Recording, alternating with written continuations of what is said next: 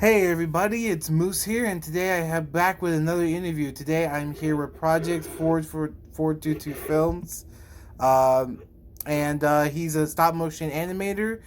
He's currently working on a short film about Batman. It's called Batman Under the Dark, and he's also known for making a stop motion film about Ant Man. It's called Ant Man the Black Ant. And thank you for joining me, man. I really appreciate it. Yeah, fantastic to be here. All right, so I guess my first question is essentially what inspired you to be an animator or a stop motion animator on YouTube? So, is there any animators that inspired you, or did you just like, was there any films that inspired you? So, like, what made you want to be like, yeah, I want to do this? Oh, we're getting deep already. What inspired me to start animation? Well, the very first time I saw stop motion animation was actually through my friend when his brother showed me a little clip of a Lego animation that he was doing. I was like, how do you make them move like that? It's just like, Mm-hmm. okay, you take a bunch of pictures and put them onto a computer, stuff like that. And long story short, I kind of tried it out. My first video wasn't any good, as a lot of you might, you know, be aware of, like the stop motion thing. Like the very first time you pull off a stop motion animation, it's gonna look choppy. It's not gonna look very good. Mm-hmm. But it just sort of clicked with me, and I tried it and I tried it, and then just at one point I just felt like not as stopping completely, so I just didn't do it anymore. And then fast forward to 2015, I kind of just watched a couple of movies, felt the motivation after a couple of action figures that I, you know, found lying around, and just like, let me just pick this back up. Um, and one of the bigger influences probably were at the time Lazarus One, uh, because he was one of the bigger stop motion animators at the time, and DGDX animation and stuff like that. And so I was like, okay, let's try to put the wheels onto this vehicle one more time and see if this will get anywhere. So it was a simple but lazy start. Mm-hmm. Yeah. Yeah, I feel like what you've been doing currently, you've only been on YouTube about like 3 or so years, right? I'd say so.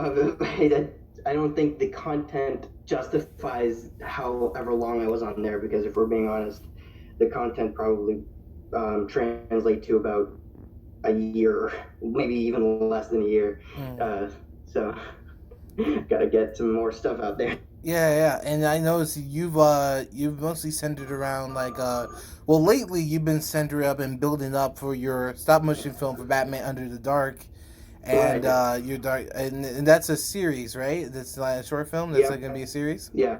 All right, Yep. right, It's a series. right, and so before I get to talking about Batman Under the Dark, I wanted to ask you about a couple other projects that you've worked on. So, one of the first introductions to your channel for me was Ant Man, the Black Ant, and Hmm. that was my first stop motion I watched of yours. So, when it came to making the Black Ant stop motion, what stories inspired you? Was it the movies? Was there any comics in particular that made you want to make that, or was it just like your own like idea that you're just like, yeah, I want to do something different. I want to do something that nobody's made before, which was an Ant Man stop motion. Because there aren't a lot of those. Gosh, that's a really good question. Because what part of my brain did I have to pull Ant Man the Black out from? Yeah, I think it was around the time where the Walgreens exclusive Marvel Legends the Black Ant figure, the Eric O'Grady Black Ant figure, came out. Mm-hmm. And for some weird reason, it was like 2015. I was like, okay, we're sort of getting back into the groove of stop motion animation. And I was like, why don't I pick this guy up? Maybe I could use him for something.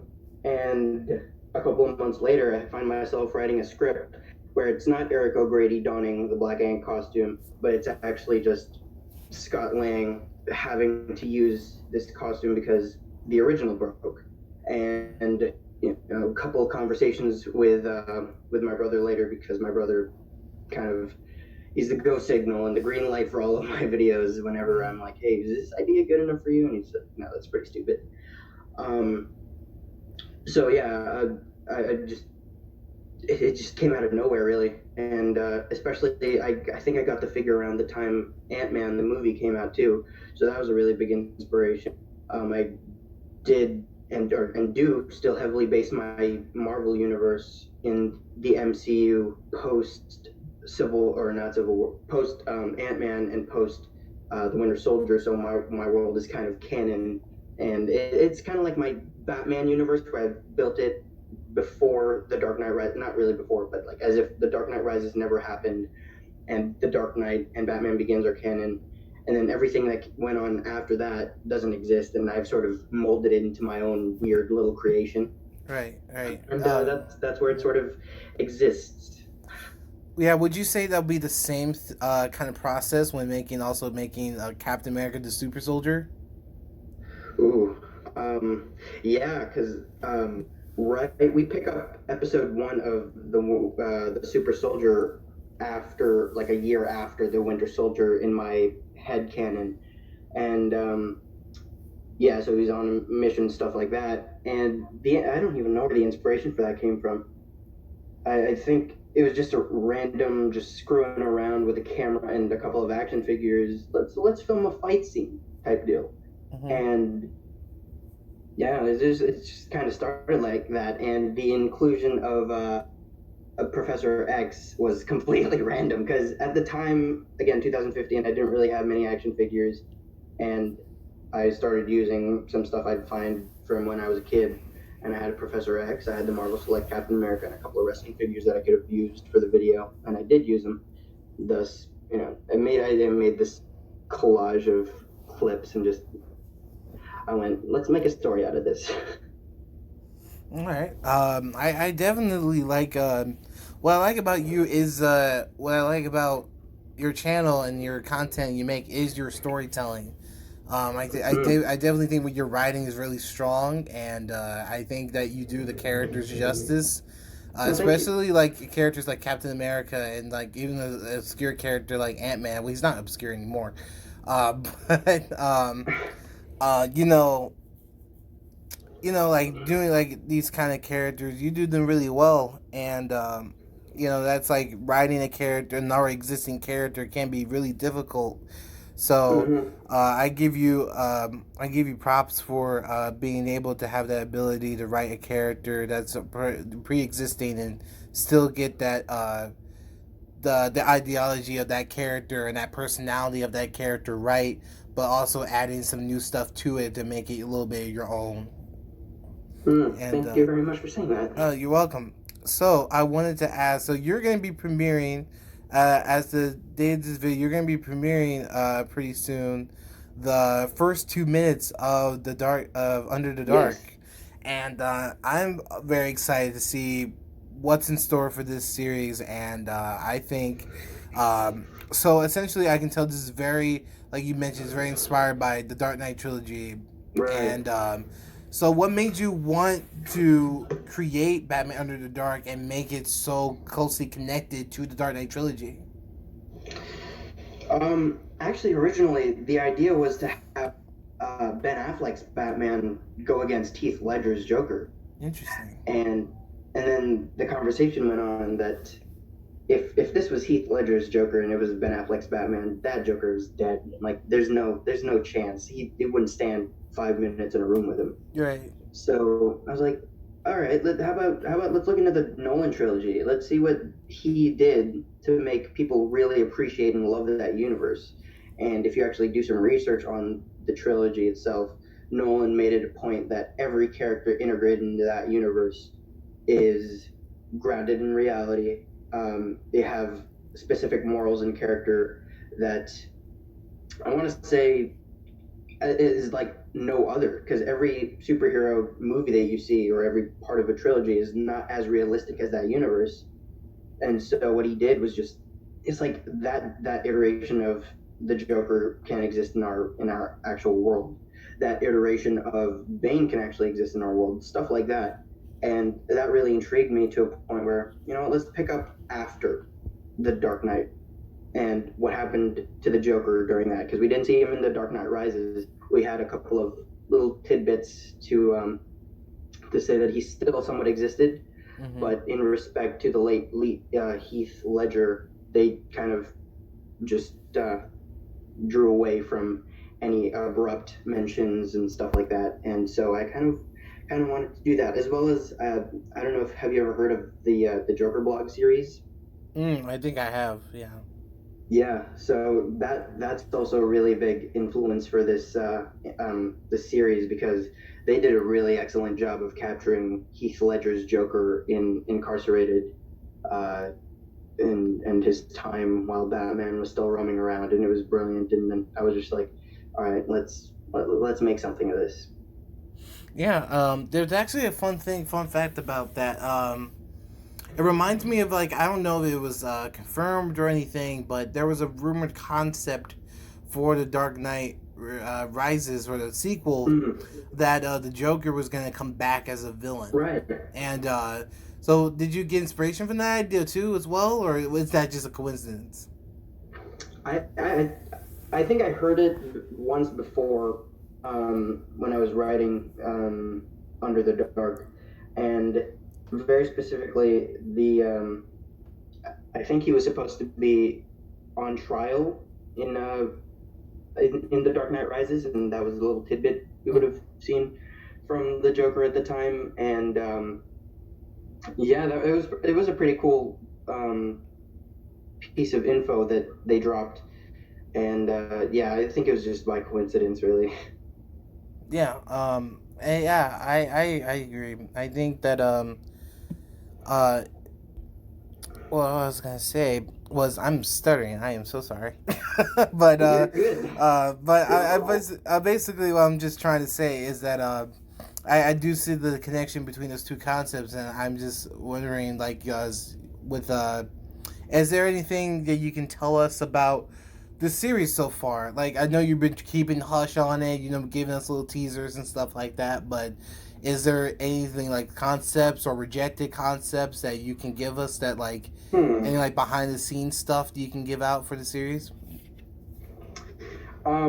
Well, going back to my heavy influence of Christopher Nolan's trilogy, um, how he kind of hinted at a calculator in The Dark Knight with Lau. There was also the Riddler in the form of Mr. Reese. Mm-hmm. And so all I can say is that I will have little hints in the series. Some of them obvious, some of them a little less so, and some maybe even in the form of original characters that I come up with. Who knows? No, it's interesting. Yeah, you've actually there's one of your original characters. I forgot the name. But you came up with the original character for Right. this series, correct? Yeah, Richard Haddock. Richard Havoc. That's his name. So what made you come up with that character? For the thing about original characters is, and I've been asked this before, is that you can do whatever you want with them. Like it's one thing to base your inspiration from the comics or a certain medium for these characters that you're playing around with. For instance, Batman or Jim Gordon or Joker, stuff like that. But when you have an original character, you can say, you can, it's your call. It's quite frankly, you have the final say over that character, and people don't really have an idea of what's going to happen. Like when Harvey Dent was in The Dark Knight, you knew for a fact he's Harvey Dent. You know he's going to become the Two Face. But for original characters who people have zero clue who they are, you have a little bit more creative control. You know where that character is headed. You know how to direct that character whenever people are voice acting, and it's, I don't know. I just find it really interesting, and it's fun to manipulate the other characters in this bucket, per se, when you're dealing with an original character. Yeah, I think with the thing with original characters is making sure that that character doesn't stand out too much from Mm-hmm. from the rest of the series, like from your property.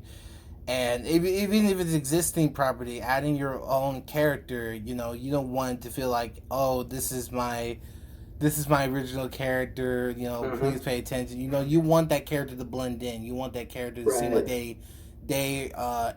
they're pre-existing in the world, right? So Yeah. I feel like when creating an original character, that's something a lot of people have to watch out for.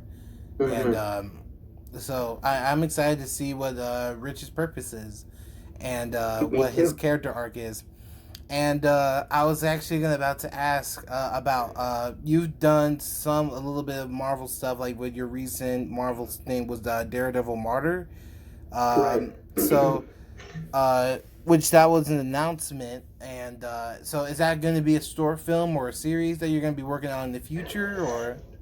Yeah, that's that's a funny story, which I wouldn't really dive into. Um, but to give you a little bit of a piece of where that idea came from, Stealthabot and I, who's a little bit of a long-time collaborator so far for Project422 Films, came up with this idea for a contest entry for the All Hail Megatron 1000 contest entry that came in, I want to say, June. Mm-hmm. Um, so what happened basically, he came up with this idea and was like, "You should probably join this competition. Um, I know you probably have no intent on winning, but it might just be a fun shot at making a little Daredevil thing." And a couple of Discord calls later, we kind of built this idea that I would film Daredevil's story taking place after. If you haven't been able to tell already, I base a lot of my own things in pre-existing material. Right. So this Daredevil now would take place after Daredevil season 3, and because Daredevil season 3, spoilers for anyone who hasn't seen it, ends with group um, reconciling and them coming to terms with the fact that Matt Murdock is in fact Daredevil, and they're all happy about it, and they're going to start a new law firm, stuff like that. In this particular story that I took on, it was as if Daredevil was a part of who Matt was more than Matt Murdock, and so his inner demons kind of took over, and his friends started to notice and decided at one point to cut off their relationship with Matt entirely, to a point where it's no longer a new napkin, it's a harsh reality that they have to accept. It's this page of Matt's book, and it's his life Mm-hmm. that he has to take care of. And the reason we subtitled it Martyr is because we don't know if he's going to take a life or not. That was a burning question all throughout Daredevil season 3. And Mm-hmm. so yeah, I think in this one I just want to tackle the fact that Matt is not the same person. He has the potential of killing people, and he'll do whatever means necessary to get the job done. And so, yeah, about the in regards to the project, I sorry to disappoint a bunch of people, but it was just meant to be that one little minute clip. So I don't. I mean, I'd love to expand on the Daredevil character at some point, but for now, I think it's just going to stay the trailer, and That's it is disappointing. what it is. Yeah, because that sounded really interesting. I would like for you to dive deep into that, because I think as a continuation of the series and even just its Mhm. own thing, I personally believe that you could tackle it. You could nail it. Like what I said about you with storytelling and everything, and also with your animation style, you would nail it, man. You would knock it out of the Oh, park. thanks. Um, so I think like whenever you do it, even if you don't do it, if you ever tackle anything Daredevil, I'm 100% behind it. So, um, One day, who knows? It's still in the pipeline for sure. Just not now, but I don't know when that's gonna start floating. But I hope to eventually tackle that character and the other characters that come with that character. Um, because I'd love writing for that one particular video project was probably the most fun I've ever done writing for a character, because I have yet to tackle Daredevil. So many things have inspired me to write for Daredevil, and in the span of Daredevil season 3, I just I had to I had to somehow put out content relating to that character because he's such a cool character to work with. And writing for him, writing the little short piece that I did for the Save Daredevil campaign, which was again the inspiration for Daredevil Martyr. I think I I'm super excited to work with him again. Yeah, and yeah, whatever you work with, I'm excited to see it. And that actually leads me to my next question: is there any other properties like characters or from Marvel or DC or whatever? Is there anything that you are currently working on or want to work on in the future that you want to share with us? Currently working on, I've kind of put out there, I have a bunch of Marvel ideas in boiling in the pot. So I kind of have um, a basic outline. So we have up next would be Captain America, obviously, the continuation of that series. Um, Black Panther, Rise of the Black Panther, which I announced a couple of months ago. Right, I remember Um, that. Black Panther versus Iron Man, which I still have in the planning stage. I I have all these projects announced, and I have yet to put them up. Um, and then a year ago, I believe we talked about Ant-Man Irredeemable and the Wasp Quantum, which is a project I'm working on with Stealthabot. We're still kind of in the writing stages of that, Mm-hmm. which is like a those are both direct sequels to the Black Ant. Okay. Um, and we also have Guardians of the Galaxy Strange Mix Volume 1, which is very intuitive just by that title alone. Um, and then from there, I kind of just have the rest of the DC stuff, just Batman and just the Batman series, and yeah, those are the ones currently in the pipeline as far as things that are planned. But for those that are not planned and the characters that I do want to work with, it's kind of like a Daredevil situation where I want to do something with Spider-Man soon because Mm-hmm. Spider-Man is a really fantastic character. We've had people have been arguing if whether or not 2018 was the best year for Spider-Man, and I can kind of see where they're coming from. And ever since the video game came out, ever since Spider Verse came out, I've wanted to make something with Spider Man. So who knows? Maybe one of these days I'll whip up something with Spider Man. Yeah, I would like to see you tackle Spider Man, whatever Spider Man you choose. I mean, like, there's Mm-hmm. many stories that a lot of people. I've been actually wanting for a long time, and this is a project I've written a little bit, but Mm-hmm. haven't really announced or anything, just because I don't feel like I'm ready to start filming it yet because I'm busy with other projects. Mm-hmm. But I always wanted to do a Spider Man noir story, and And funny you should mention that. Last night I think it was last night.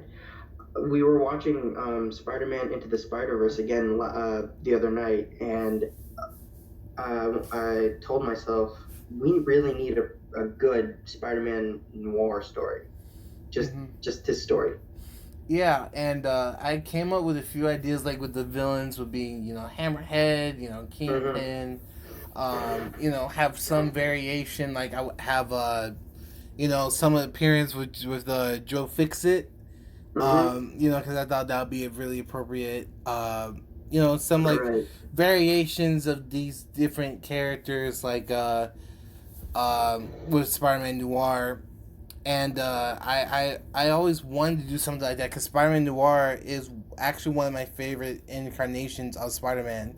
I always just Oh, for love sure. I just love the aesthetic and the Mm-hmm. concept itself, and I'm a sucker for black and white stuff. So black Mm-hmm. and white movies, all that stuff. I'm a sucker for it.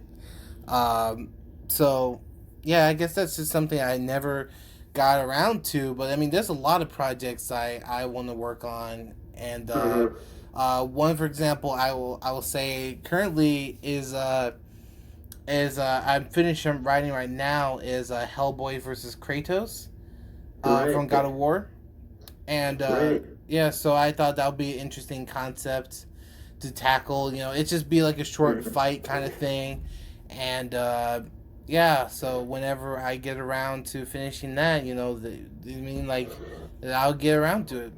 So I get it. Like Mhm. having all these projects to tackle and having all these ideas and wanting to get them all out there. But there's certain projects that deserve a little bit more attention than others. If that makes more sense. Yeah, definitely. Yeah. I think I remember you telling me about that project, and I was like, that's pretty sick. Like Hmm. we've seen people do a bunch of mix and match battles before, but not in stop motion form. So that's gonna be a lot of fun, dude.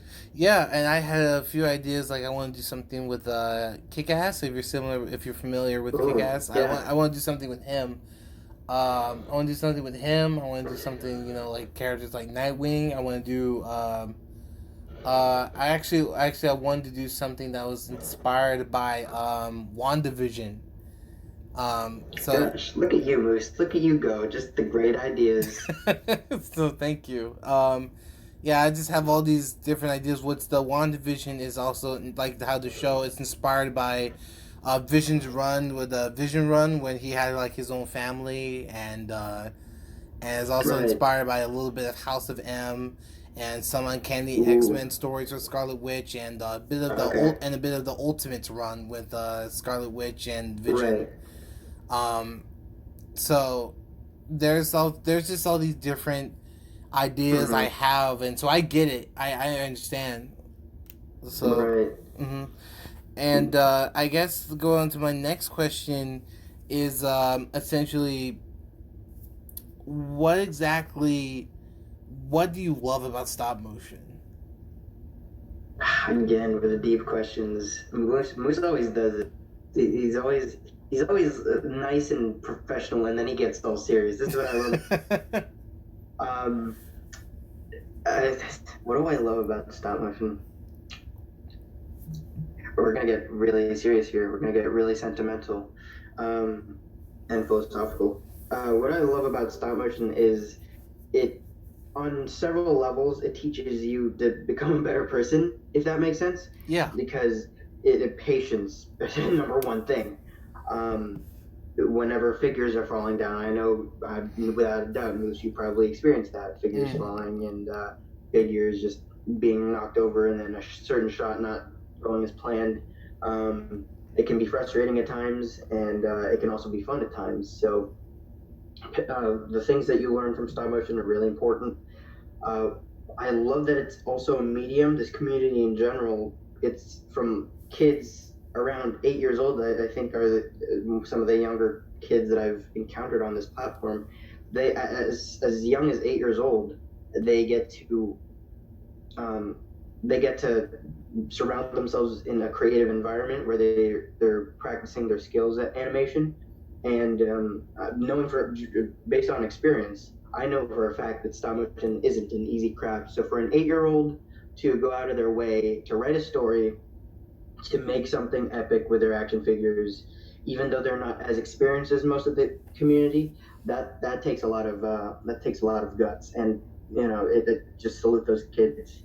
Um, so yeah, the fact that stop motion animation is a an influencer for most, the fact that it's like a safe haven for most, because I know some people work on stop motion animation as a career. I also respect that. Um, and just the ability to tell stories from it. Like a really big thing, as you've mentioned, for me is telling stories, and stop motion animation is just one form of it. That's why I love it a lot, and mixed with a bunch of other arts, because you can include graphic design in stop motion animation, you can include editing in stop motion, sound design, music, and the characters that you write. Hmm. So it's just a super cool medium to express yourself in an artistic fashion, where most people um, would just do whatever's normal for other people, because stop motion animation is kind of a dying art form. So the fact that we are able to come together as a little community to bring that light back, it's kind of humbling.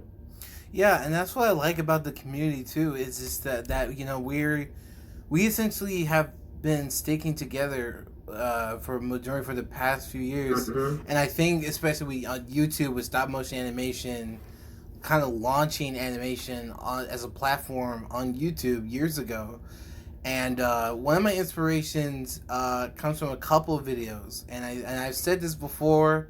I think on a few like I was on somebody's podcast or something like that, and I mentioned that there was a few videos, and there's a couple of YouTubers like Forest Fire 101 is a big inspiration Oh for yeah, for sure. like he has he has the crude humor and stuff like that, but Mm-hmm. I really enjoy his animation, and Mm-hmm. he's one of the things that got me into collecting Legos for a while, and Mm.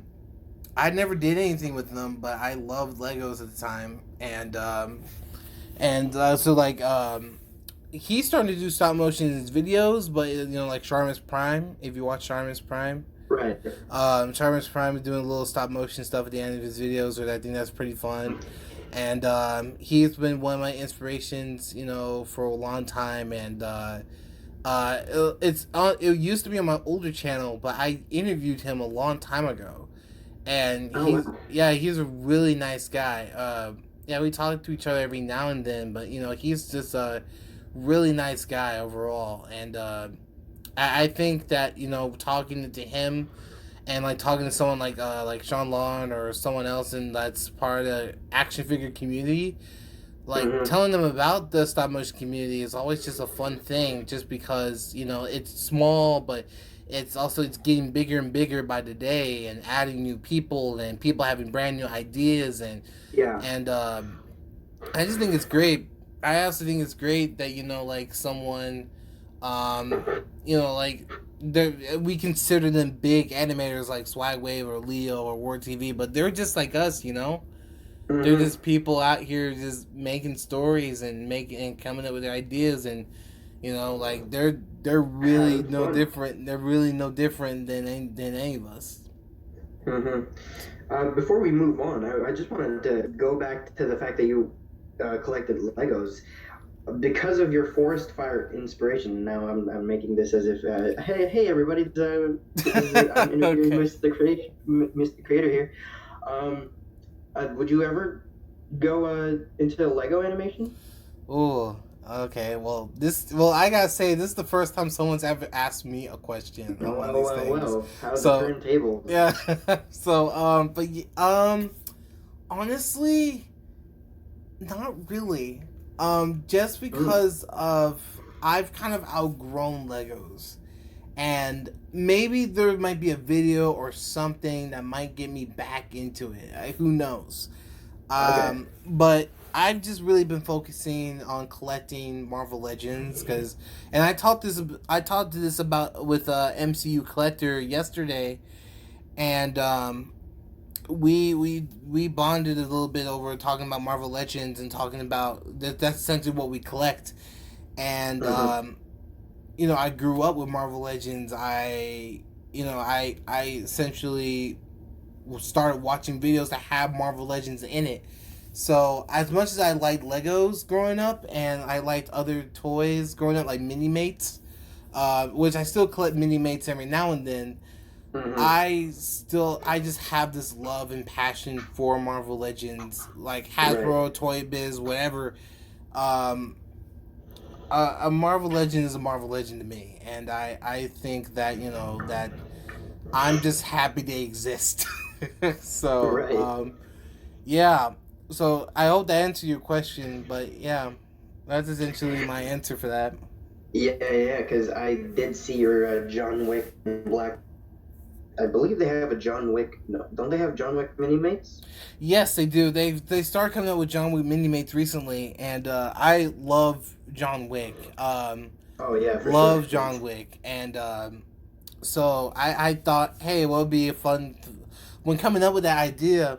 I thought that would be a fun idea to have like someone like Black Widow and John Wick, because I've seen many fights with John Wick and so and so. Like John Wick and Punisher is a big one, Mm-hmm.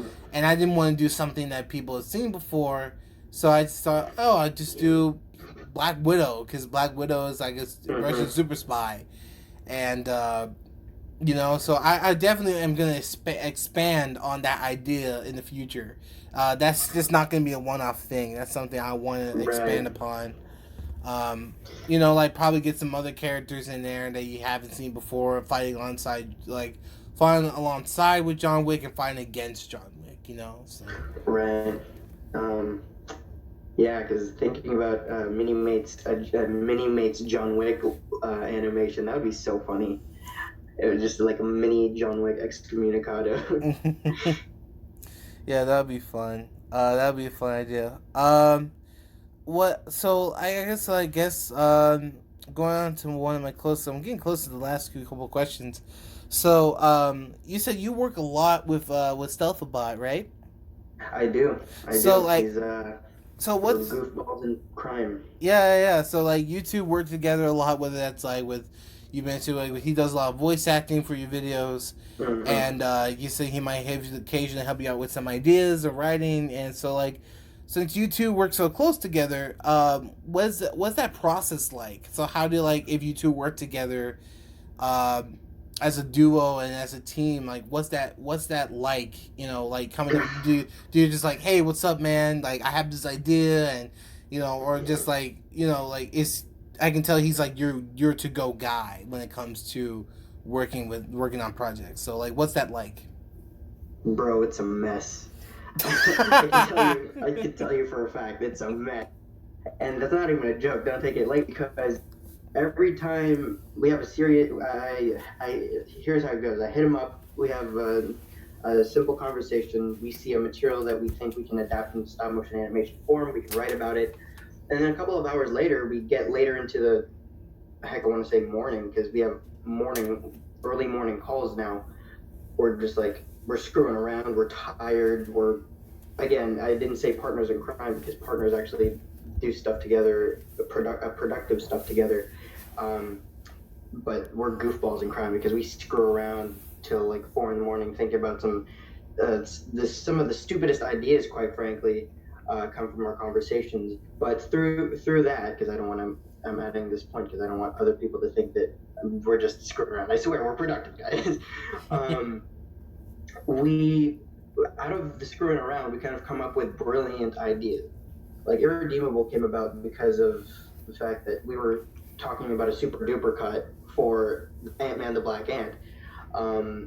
We were talking about how the scene leads to another, and it's kind of stupid how all these plot holes are in the Black Ant. And he went, why don't we make an extended cut and call the super duper cut for the director's cut? So the director's directed. And I go, that's a brilliant idea. Until eventually the screwing around again led to him just a little pitch that he did for Ant-Man Irredeemable, where I can't say much of Ant-Man Irredeemable, but it's just a little process of how our script planning and writing comes about. And yeah, they're birthed out of just messing around.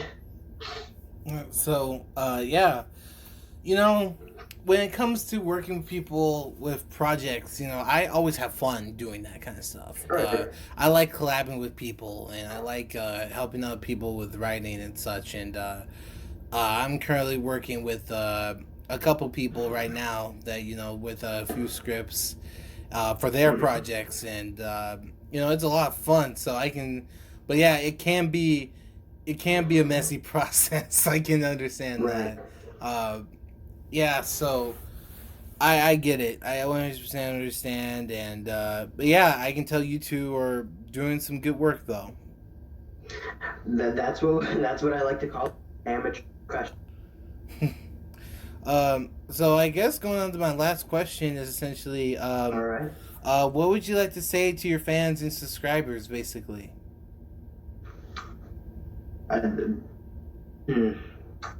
There's so many things to say to those guys, because I don't know what I'd do without them. Frankly, thank you for watching what I do, what everyone a part of this stop motion journey who've helped me create the stuff I've created. Um, so thank you for being a part of it. Thanks for your kind comments and your kind words and your awesome love and support. Thank you for watching this interview with Moose, because Moose is an awesome person. Um, but yeah, that's my vocabulary is literally limited with the words that I can possibly use to describe these people, because they're just otherworldly. So thank you. Yeah, and I just want to say thank you for doing the interview with me, man. I really Oh, appreciate for it. sure. Anytime, Moose. Yeah. So anyway, so I hope you guys enjoyed with listening or watching the interview. Please check out Project stuff. I'll put a link to his Instagram and his YouTube and any other social medias he has in the description. Please go check him out. Definitely deserves the recognition and subscribers that he has, and he definitely deserves more. And to make sure to watch out for the premiere for Batman Under the Dark for the first 2 minutes. And thanks again, man. Thanks, everybody. Thanks, Moose.